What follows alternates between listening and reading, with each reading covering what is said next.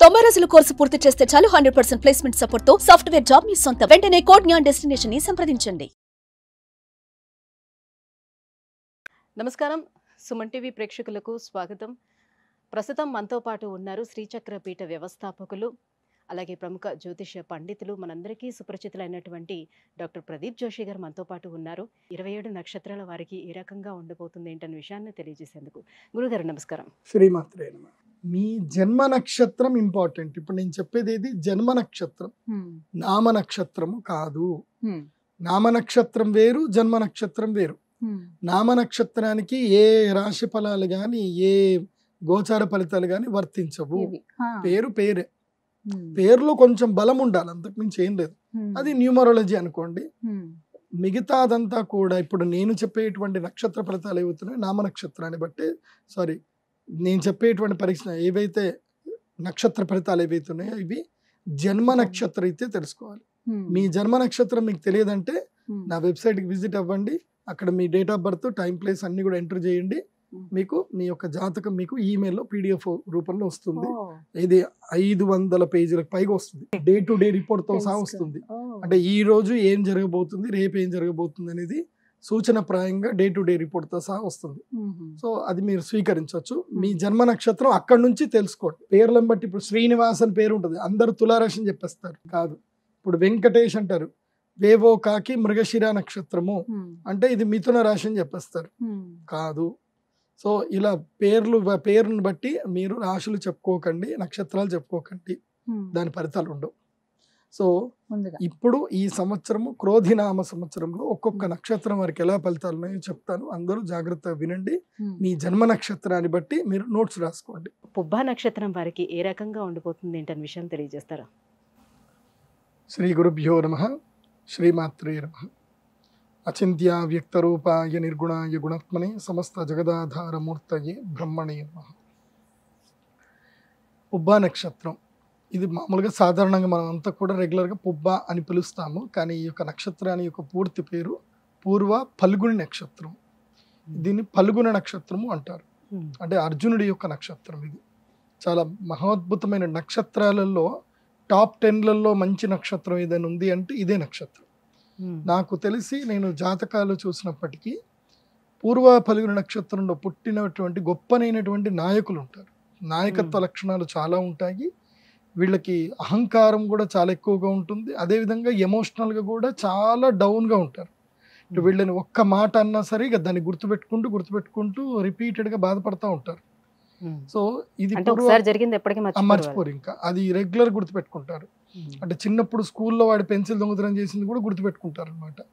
అలా విపరీతమైన ఎమోషనల్గా అటాచ్ ఉంటారు. తర్వాత వీళ్ళని ప్రేమగా పలకరిస్తే ఆస్తులు కూడా రాసిస్తారు. తర్వాత ఏదేమైనా జరిగినా అది మాత్రం జీవితాంతాన్ని గుర్తుపెట్టుకుంటారు. అంటే వాళ్ళని తిట్టినా జీవితాంతం గుర్తుపెట్టుకుంటారు, వాళ్ళకి ఏదైనా ప్రేమ చేసినా జీవితాంతం గుర్తుపెట్టుకుంటారు. వీళ్ళకి మోసం చేయడం రాదు, అబద్ధాలు ఆడడం అస్సలు రాదు. అబద్ధం ఆడితే వీళ్ళు దొరికిపోతారు అనమాట. అలాంటిది ఈ పూర్వ ఫల్గుణ నక్షత్ర జాతకులకు ఈ సంవత్సరము వీళ్ళు సింహరాశి కిందకి వస్తారు. ఈ సంవత్సరం వీళ్ళ జాతకం ఎలా ఉంది అని అంటే అవకాశాలు, మంచి అవకాశాలు వస్తాయి. కానీ వీళ్ళు ఎలా అనంటే ఈ వచ్చిన అవకాశాలు సద్వినియోగం చేసుకోకుండా నేను ఇచ్చిన మాటను తప్పను, నేను పలానా వాళ్ళకి మాట ఇచ్చాను, పలానా వాళ్ళకి ఇది చేశాను, ఇది ఇచ్చాను అని చెప్పి ఆ మాట తప్పను అన్న ఆలోచనతోటి మొహమాటానికి పోయి ఏం చేస్తారు అంటే అవకాశాలన్నీ చేజార్చుకుంటారు. సో అవకాశం వచ్చినప్పుడు నిర్మోహమాటంగా ఉండి మీ జీవితంలో మీరు ముందుకెళ్తే మీ జీవితం బాగుపడుతుంది. ఇక్కడ ఒక్కటి గుర్తుపెట్టుకోవాలి, జీవితంలో 3 విషయంలో మొహమాట పడకూడదు. ఒకటి వనిత, పుస్తకం, విత్తం, తర్వాత ఇంకోటి భోజనం. ఈ 4 విషయాల్లో భోజనం ఏది మొహమాట పడకూడదు. డబ్బు విషయంలో, సంపాదన విషయంలో, పుస్తకం అంటే చదివే విషయంలో కానివ్వండి, విత్తం డబ్బు విషయంలో కానివ్వండి, తర్వాత భోజన విషయంలో కానీ ఇక్కడెక్కడ కూడా సిగ్గుపడకూడదు, మొహమాట పడకూడదు. నిర్మోహమాటంగా మాట్లాడాలి, మనం అనుకున్న పని చేసుకోవాలి. ఎందుకోసం అంటే ఈ 4 జీవితంలో చాలా ప్రధానమైనవి. ఈ 4 లేవనుకోండి ఎవరికి ఏం ఉండదు. జీవితం అంతా నడిచేది ఈ 4తోటి ముడిపడి ఉంటుంది.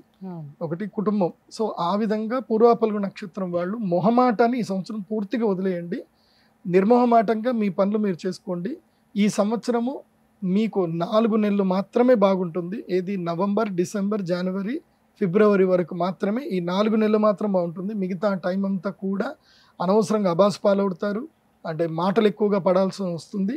సో ఈ సంవత్సరం ధన వ్యయం ఎక్కువగా ఉంటుంది, ఖర్చులు విపరీతంగా ఉంటాయి, డబ్బు నిలకడగా ఉండదు, అప్పులు చేయాల్సిన పరిస్థితి ఏర్పడుతుంది. సో కొంచెం ఫినాన్షియల్ ప్లాన్ చేసుకోండి. అయినా సరే నేను నా యొక్క జ్యోతిష్ శాస్త్రం ఎక్స్పీరియన్స్ నేను తెలుసుకుంది ఏంటంటే, ఏది ఎలా జరగాలో అలా జరిగితేనే జీవితం, అలా జరగకపోతే జీవితం కాదు అది. సో వచ్చిన దాన్ని మనం నేర్చుకుంటూ, గుణపాఠాలు నేర్చుకుంటూ, గుణపాలు దించుకుంటూ పోవాల్సిందే. మనకెవరైనా దించుతారు, సో భరించాలి, పోవాలి. సో ఈ సంవత్సరము పూర్వ ఫల్గుణ నక్షత్రం వారికి గుణపాఠాలు ఉంటాయి. సో గుణపాలు దించుతారు, జాగ్రత్తగా ఉండండి. గురుగారు, మరి వీళ్ళకి ఈ సంవత్సరం అంతా కూడా వాళ్ళ జీవితం సాఫీగా సాగాలి అని అంటే, అన్ని అడ్డంకులు తొలగిపోవాలంటే ఎటువంటి పరిహారాలను వాళ్ళు పాటించుకుంటే బాగుంటుంది? పరిహారాలు పూర్వ ఫల్గుణ నక్షత్ర జాతకులకు ఏంటంటే, ముఖ్యంగా మీరు ఈ ఎండాకాలము ఒక గొప్ప పని చేయండి. అది మీ వల్ల అయితే మంచిది, లేకపోతే లేదు, కానీ ఇది చేస్తే మంచిది. ఏంటంటే ఈ వచ్చేటువంటి మే మాసంలో, మే జూన్ ఈ 2 నెలలు మీ ఇంట్లో ఒక చెట్లను పెంచండి. మినిమం ఒక 10 నుంచి ఒక 100 చెట్లైనా పెంచండి. అవి ఏవైనా సరే. ముఖ్యంగా మహావృక్షాలు అంటారు, రావి, మేడి, జువ్వి. రావి చెట్టు కానీ, మేడి చెట్టు కానీ, జువ్వి చెట్టు కానీ, మర్రి చెట్టు కానీ, లేదా మామిడి చెట్టు కానీ, ఈ 5 వృక్షాలు తప్పకుండా పెంచండి. లేదంటే ఈ 2 నెలల పాటులో ఎక్కడైనా నర్సరీలో చెప్పి ఆర్డర్ చెప్పండి, కొనండి. మినిమం ఒక 100 చెట్లు కొనండి. కొని ఏం చేయండి, ఎక్కడైనా అడవిలో కానీ, ఎక్కడైనా పొలాలలో కానీ, మీ ప్రదేశంలో కానీ ఈ యొక్క 100 వృక్షాలని నాటండి. ఎందుకండి ఈ వృక్షాలు నాటడం వల్ల ఏం ప్రయోజనం ఉంటుంది అని అంటే, దాన్ని మన మాటల్లో కూడా చెప్పలేం. ఆ వృక్షం పెరిగిన తర్వాత ఎన్నో జీవరాశులకి అది ఇల్లుగా ఉపయోగపడుతుంది, మన ప్రకృతిని కూడా కాపాడుతుంది. కాబట్టి మనము ప్రకృతికి ఏదైనా చేస్తే, ప్రకృతి నుంచి మనకి ఏ విపత్తులు రావాలో, నేచర్ నుంచి, పంచభూతాల నుంచి ఏవైతే మనకి విపత్తులు వస్తాయో అవి రాకుండా ప్రకృతి ఆపుతుంది. కాబట్టి పూర్వ ఫల్గుణ నక్షత్ర జాతకులకు ప్రధానంగా ఏంటంటే, ఈ ప్రకృతి విపత్తుల నుంచి వీళ్ళు ఎదుర్కోవాలి అన్న వీళ్ళు వృక్షాలను బాగా నాటాలి. అది కాకుండా విశేషంగా ఉజ్జయిని మహాకాళేశ్వరుడి యొక్క దర్శనం చేసుకోవాలి. అక్కడ ఘట్కాళి అమ్మవారి దేవస్థానం ఉంటుంది. ఆ అమ్మవారికి 108 ప్రదక్షిణలు చేయాలి. ఒకవేళ మీరు అంత దూరం వెళ్ళలేకపోయినా ఎక్కడైనా సరే శివలింగానికి ప్రదక్షిణ చేసుకుంటే మీకు మేలు జరుగుతుంది. గురుగారు, ఈ క్రోధినామ సంవత్సరం పుబ్బ నక్షత్రం వారికి ఎలా ఉండబోతుంది, ఎటువంటి పరిహారాన్ని పాటించుకోవాలనే విషయాన్ని తెలియజేసినందుకు ధన్యవాదాలండి. Thank you.